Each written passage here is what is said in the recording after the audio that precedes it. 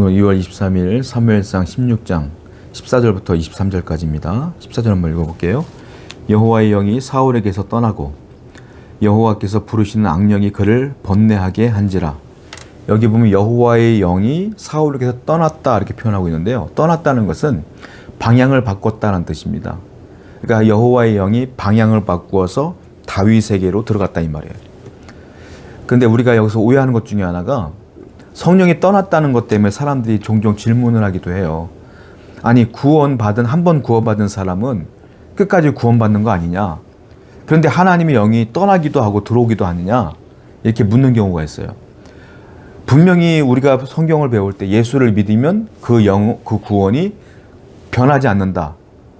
취소되지 않는다. 이렇게 배웠지 않습니까? 맞아요. 그럼 이게 뭐냐면 구약의 성령은 구약에 나오는 하나님의 영은 구원과는 상관이 없는 영이에요. 이거는 하나님의 역사를 돕는 은사의 영이에요.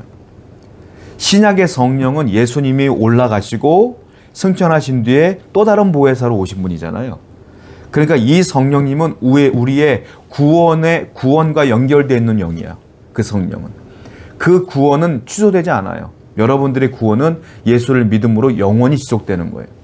그런데 구약의 하나님의 영은 하나님의 뜻을 이루는 영이기 때문에 은사의 영이라고도 하는데 그것은 하나님이 얼마든지 하나님이 필요로 하는 사람에게 넣어줄 수도 있는 거죠. 왔다 갔다 할 수 있다는 거예요. 그러니까 사울에게서 하나님의 은사의 영이 있다가 하나님의 뜻을 이루기 위해서 하나님의 영이 계시다가 사울이 범죄하다 보니까 하나님의 영이 떠났다. 다윗에게로 방향을 바꿨다. 이렇게 표현하고 있는 것이죠. 여러분 우리는 기억하셔야 될 게 하나님의 성령을 근심케 하면 안 된다. 하나님을 근심케 해서는 안 된다라는 거예요. 이미 여러분들은 구원받은 백성으로서 성령이 여러분 안에 내주하고 계시잖아요. 여러분들이 죄를 지어도 그 구원의 영은 떠나지 않아요. 그런데 어떻게 하느냐? 한탄하시고 슬퍼하신다. 죄를 계속 깨닫게 하신다. 그러니까 우리는 어떻게 해야 돼요? 성령을 근심케 하지 마시고 언제나 성결하고 거룩하게 살게 하되 문제는 죄성이 있으니까 죄를 짓는단 말이에요. 죄를 지을 때마다 성령의 음성에 귀를 기울여 회개하시며 또 변화되어지고 하나님께 나아가는 성도가 되어야 될 줄을 믿습니다. 14절을 보면 또 이런 말도 있죠. 여호와께서 부리시는 악령이 그를 범넣게 한지라. 여호와의 영이 떠났어요. 떠났더니 여호와께서 부리시는 영이 그 악령이 그를 범넣게 하시는지라. 악령을 하나님이 부리신대요. 악령을. 그러니까 악한 영이 성령이 떠난 자리에 들어온 거죠. 악한 영이. 여호와의 영이 떠난 뒤에. 여러분 이걸 분명히 알아야 될 게 악한 영조차도 하나님이 부리신다. 하나님의 필요에 따라 그 악한 영을 부리시기도 한다.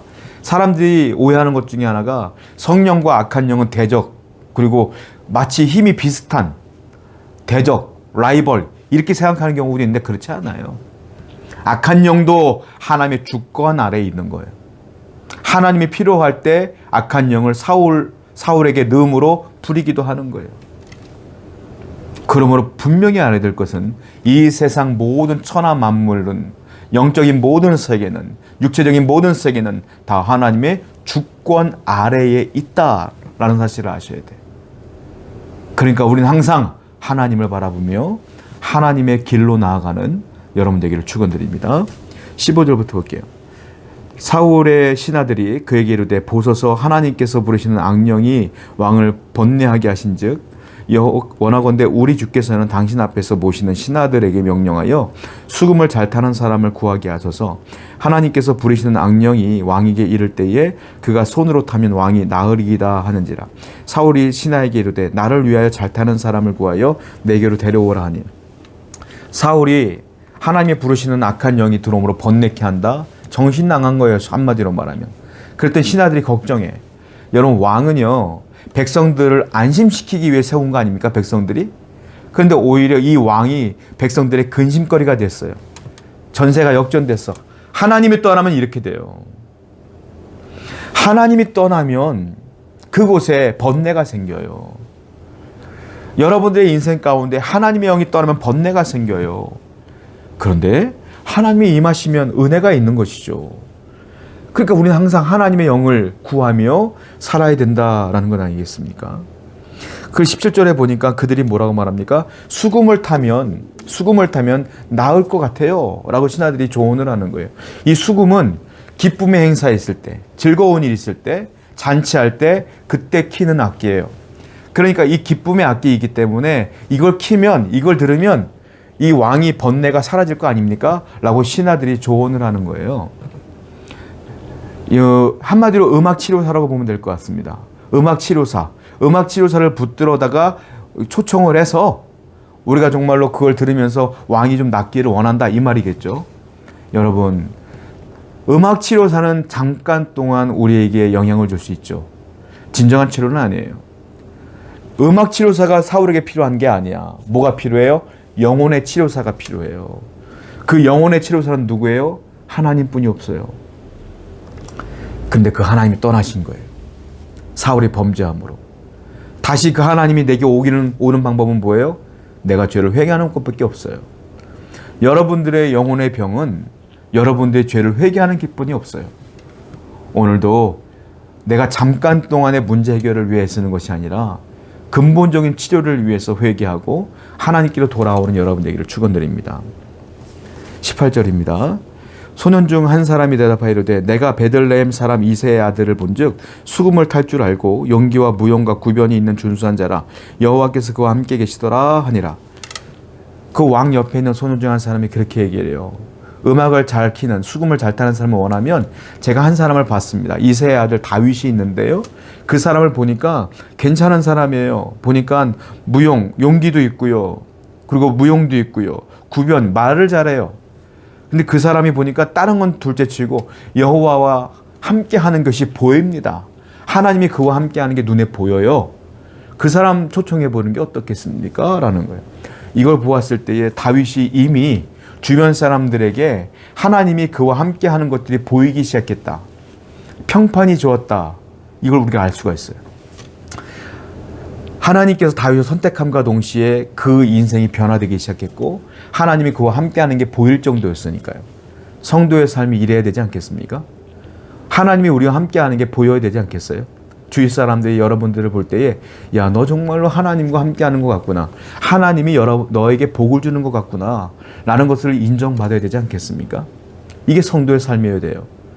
여러분의 삶 속에 이와 같이 주위 사람들에게 인정받고 하나님과 동행하는 것들이 눈에 보이는 삶을 살아가기를 원합니다. 19절부터 보겠습니다.